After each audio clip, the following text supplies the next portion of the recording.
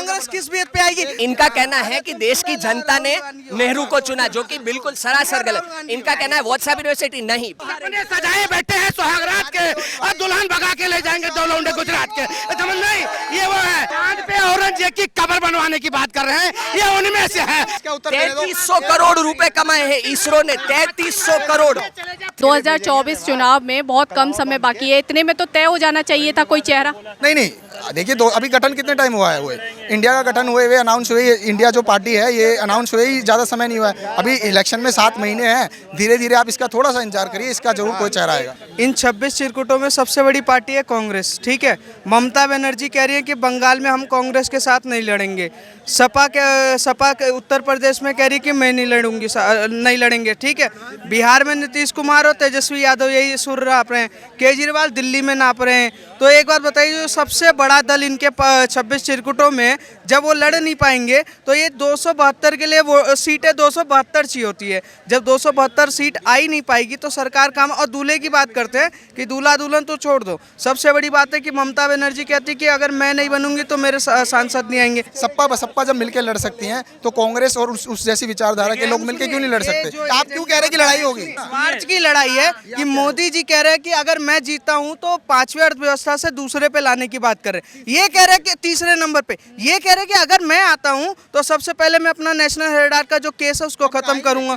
मुलायम सिंह के बाद अखिलेश यादव, मायावती के बाद उनका भतीजा, ममता बनर्जी के बाद अभिषेक बनर्जी, सोनिया गांधी के बाद राहुल गांधी, सुनते जाइए, ठीक है। इनका परिवार इतना बड़ा गिरा हुआ, इतना ज्यादा वो है कि इतना ज्यादा है कि फैला हुआ है कि इन्हीं की पार्टी से जनता आएगी। अब राहुल गांधी के बाद प्रियंका गांधी के बेटे आएंगे। जवाब दे। एक चीज बताओ, दुष्यंत राजे का, वसुंधरा राजे का सुपुत्र वसुंधरा राजे आ जाता है, अमित शाह का बेटा जयशाह आ जाता है, राजनाथ सिंह का बेटा आ जा सकता है। तो ये क्यों कह रहे हो परिवारवाद? और एक सवाल है, परिवारवाद इतना हावी है कि जब चंद्रयान लैंडिंग करता है तो ये जवाहरलाल नेहरू के नाम पे करते हैं, इतना ज्यादा। पर मोदी जी कहते हैं, सुनिए, जब नरेंद्र मोदी जी नाम देते हैं तो शिव शक्ति नाम देते हैं। ये परिवार हावी इतना है कि ठीक है, राजीव गांधी कभी बैट भी नहीं उठाए, खेल रत्न अवार्ड, ठीक है। कभी सोनिया गांधी, सुन तो लीजिए, राजीव गांधी ने कभी खेला नहीं है, पर खेल रत्न अवार्ड उनके नाम से है, ठीक है। कभी स्टेडियम में कभी गए नहीं है, इंदिरा गांधी के नाम से। अंतरराष्ट्रीय हवाई अड्डा जवाब दे। नरेंद्र मोदी स्टेडियम फिर क्यों है, जरा ये बताओ। दूसरा एक बात बताओ, नरेंद्र मोदी स्टेडियम क्या नरेंद्र मोदी बहुत बड़े खिलाड़ी हैं क्या? हमारे देश के प्रधानमंत्री है। एक मिनट यार, पूरे बोले था, एक मिनट पूरा। और सबसे इन्होंने बात करी चंद्रयान की, इनको ऑफिसर की स्थापना नेहरू ने करी थी 1965 में। और व्हाट्सएप यूनिवर्सिटी का ज्ञान है ये। इसरो 1962 में नेहरू ने स्थापित की, ये सच बात है। 1969 में साबित की, सही बात है, ठीक है, साबित की।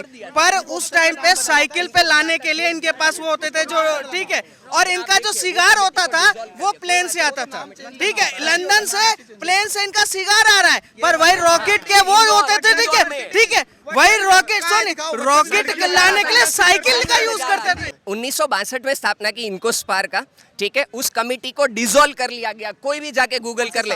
1969 में, 1968 में करा दिया, फिर 1969 में वापस उन लोगों ने बना के इसरो की स्थापना की, ठीक है। साइकिल पर रॉकेट आया, ये सबने देखा। एक चीज बताओ, और सुनिए मैम, उस पर की स्थापना, रुकिए, साइकिल पर रॉकेट आया वो छोड़िए, ठीक है। मैं क्या कह रहा हूँ, चलिए मान लेते हैं कि भारत इतना गरीब था, जो कि नहीं था, हम उस पे भी आएंगे, ठीक है। लेकिन हम पूरी सोने की चिड़िया, पूरी दुनिया ने हमारा मजाक बनाया कि हम स्पेस एजेंसी ऐसी है कि गाय लेके जा रहे हैं। ऐसे कार्टून उड़े थे, क्या वो व्हाट्सएप पे उड़े थे? न्यूयॉर्क टाइम्स ने डाला, ठीक है।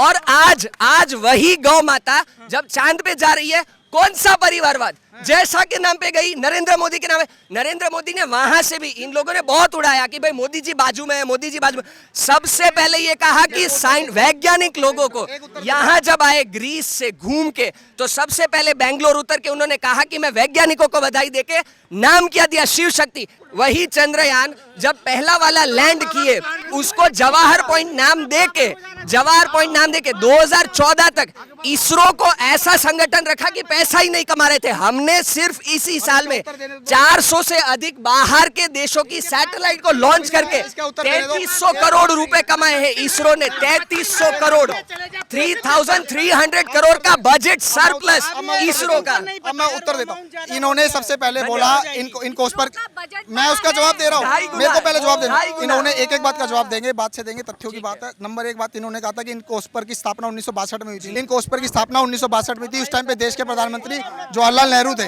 ठीक है। और उसके बाद इन्होंने कहा कि कमेटी डिसॉल्व हुई है। उससे डिसॉल्व होना नहीं कहते, उसका नाम को चेंज, नहीं किसी ने नहीं कहा। चांद पे औरंगजेब की कब्र बनवाने की बात कर रहे हैं, ये उनमें से है। आज हमारा देश बताओ वो व्हाइट गोल्ड ढूंढ के निकाल दिया है और ये पता नहीं कौन गोल्ड में खोए हुए हैं। देश हमारा चांद पे पहुंचा हुआ और ये राहुल गांधी बैठे हुए हैं, जिनका कोई इनको पता ही नहीं है दूल्हा कौन है। इनको पता नहीं दूल्हा कौन है। अपने सजाए बैठे हैं सुहागरात के और दुल्हन भगा के ले जाएंगे दो लौंडे गुजरात के, समझ नहीं, ये वो है। और सुनो, देश का जब लीडरशिप अच्छा होता है ना तो तभी इंसान आगे। आज लीडरशिप मजबूत था तो आज हमारा इसरो और साइंटिस्टों ने जाके चांद पे पहुंचा दिया। अरे पहले गए थे तो काम करके क्यों नहीं दिखाया? पहले इन्होंने काम करके क्यों नहीं दिखाया? अब आगे कपड़े फाड़ रहे हैं, पहले काम करके क्यों नहीं दिखाया? आगे कपड़े फाड़ रही है। ये कपड़े फाड़ने वालों में से है, इनको पता नहीं है। 35 गठबंधन बना रखे हैं, इनको पता नहीं है दूल्हा कौन है। ये बेकार के आदमी, ये आधा घंटे से अपने कपड़े फाड़ रहा है पर दर्जी नहीं मिल रहा सिलवाने के लिए, ऐसा आदमी है। अरे यार आके बढ़ के घर में यार हद हो गई।